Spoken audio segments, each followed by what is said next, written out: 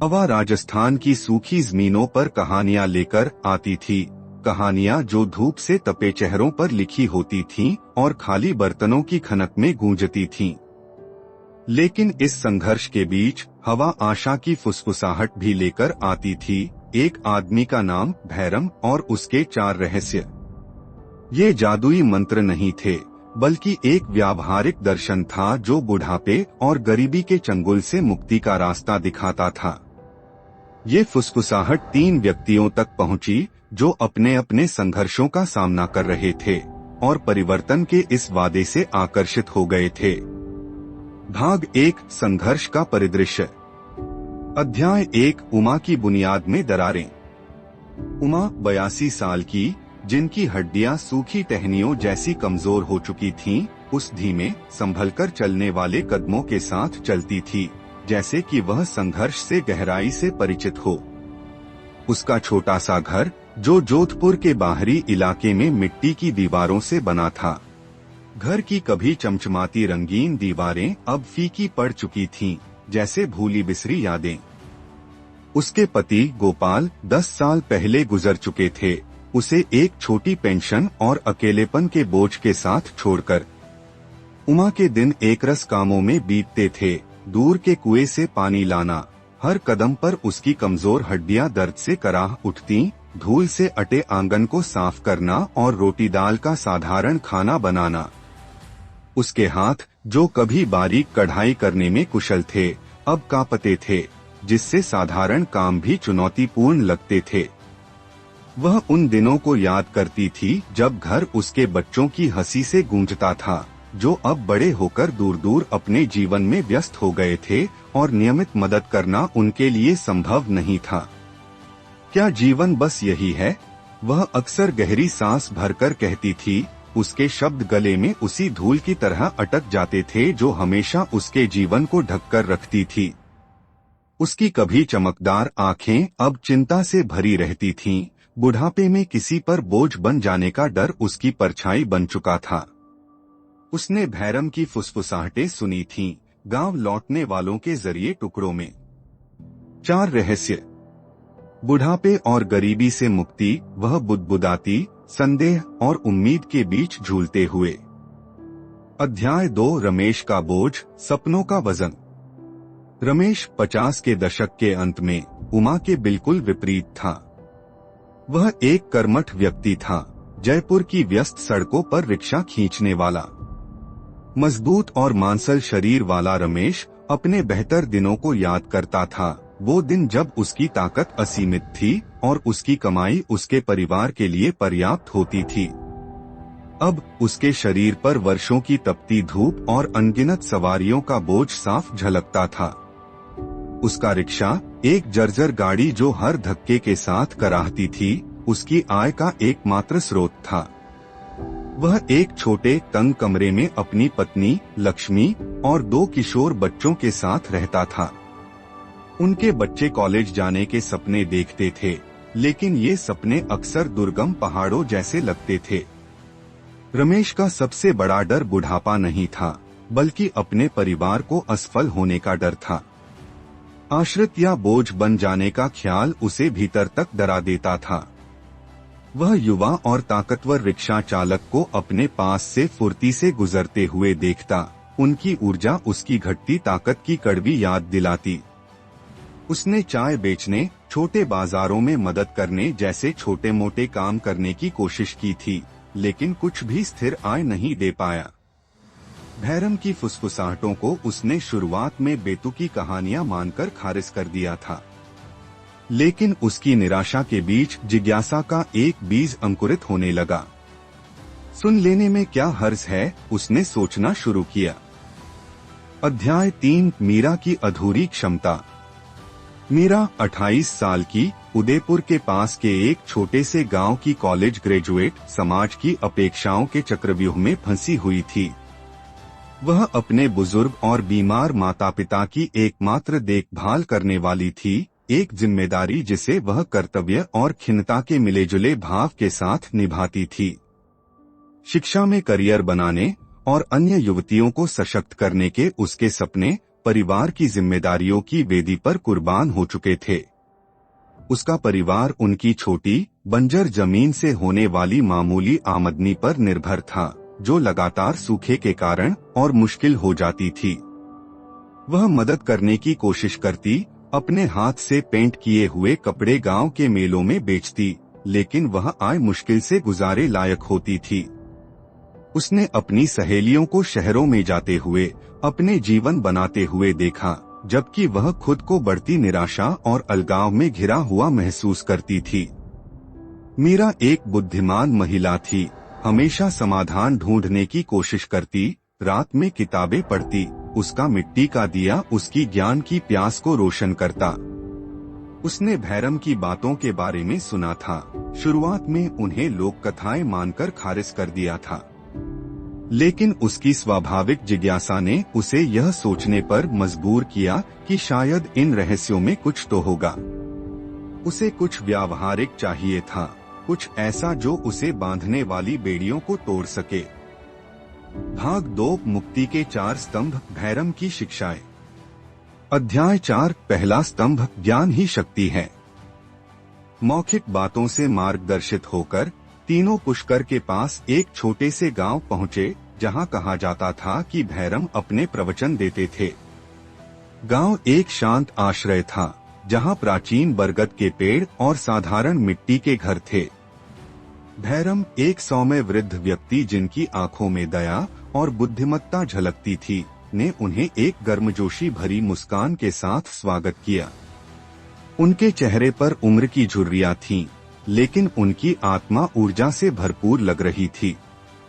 उन्होंने कहा कि मुक्ति की ओर पहला स्तंभ ज्ञान है। ज्ञान ही शक्ति है, उन्होंने कहा। गरीबी अज्ञानता से शुरू होती है। अज्ञानता आपको फंसा देती है और आपको केवल आपकी सीमाएं दिखाती है। दुनिया अवसरों से भरी हुई है, लेकिन पहले आपको उन्हें देखना सीखना होगा। बुढ़ापा शरीर को कमजोर कर सकता है, लेकिन यह दिमाग को कमजोर नहीं करना चाहिए। अध्याय 5, दूसरा स्तंभ, समूह में शक्ति है। भैरम का अगला पाठ समुदाय की शक्ति पर केंद्रित था। समूह में शक्ति है, उन्होंने घोषणा की। हम व्यक्तिगत धागों की तरह हैं।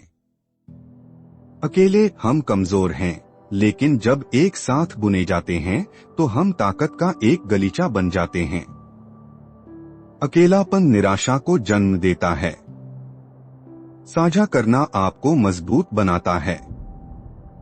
उन्होंने उन्हें स्वसहायता समूह बनाने के लिए प्रेरित किया। उन्होंने समझाया कि सामूहिक प्रयास सहकारी खेती या छोटे पैमाने के व्यवसायों को जन्म दे सकता है।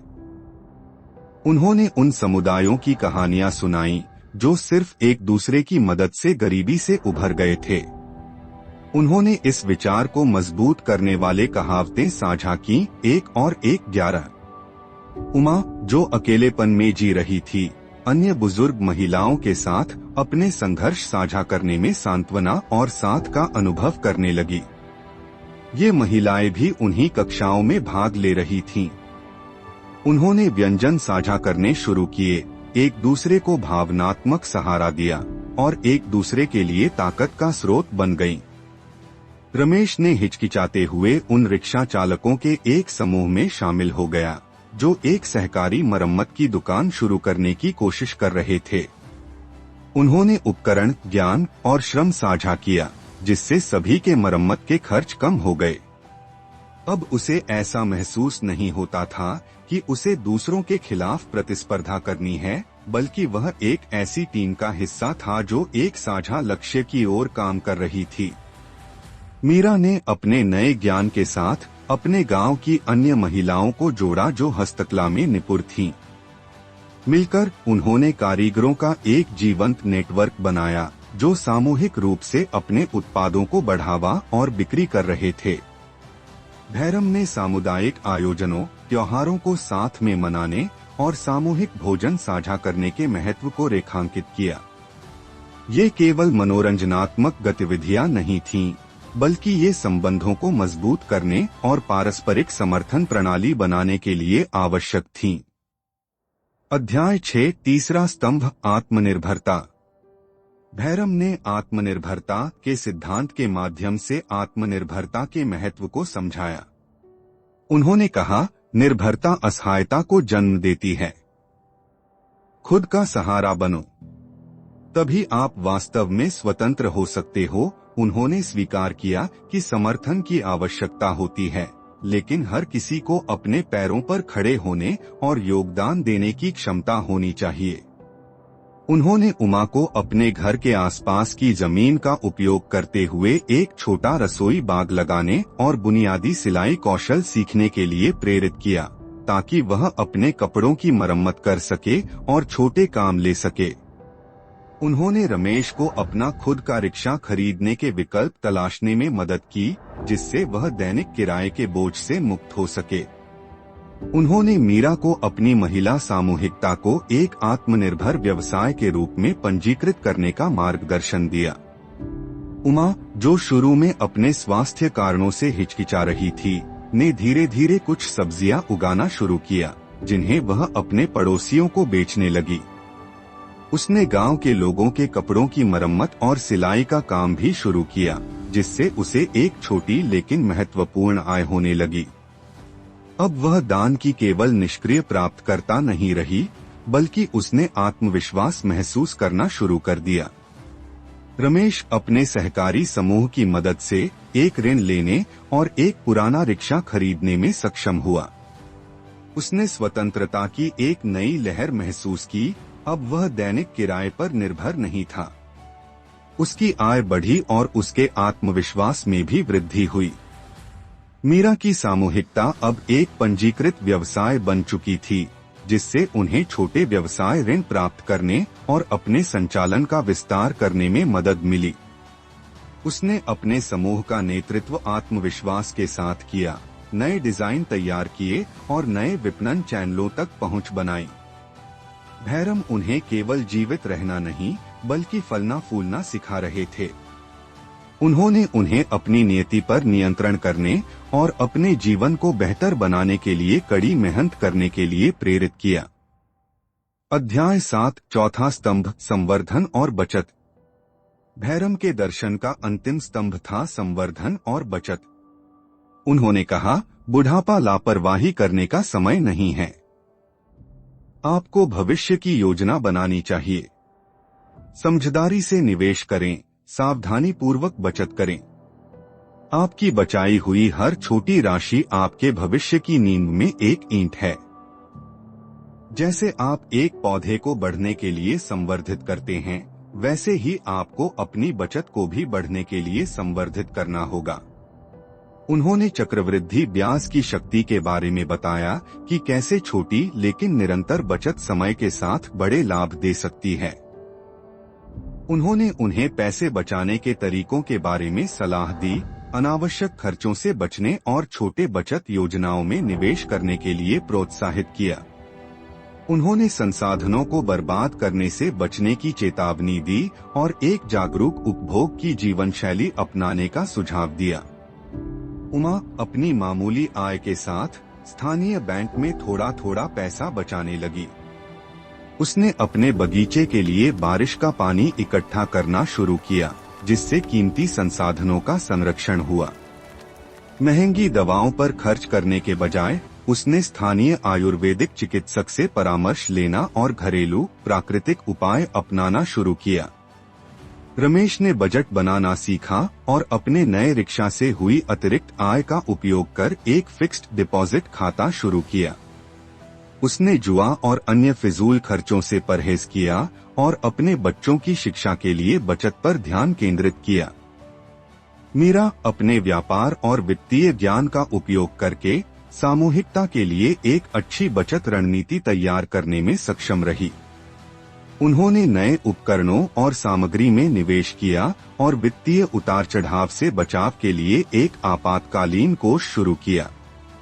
भैरम ने न केवल भौतिक चीजों में निवेश करने के महत्व पर जोर दिया, बल्कि अपने स्वास्थ्य और भलाई को बनाए रखने के महत्व को भी समझाया। उन्होंने संतुलित आहार, नियमित व्यायाम और प्रकृति के साथ समय बिताने पर बल दिया।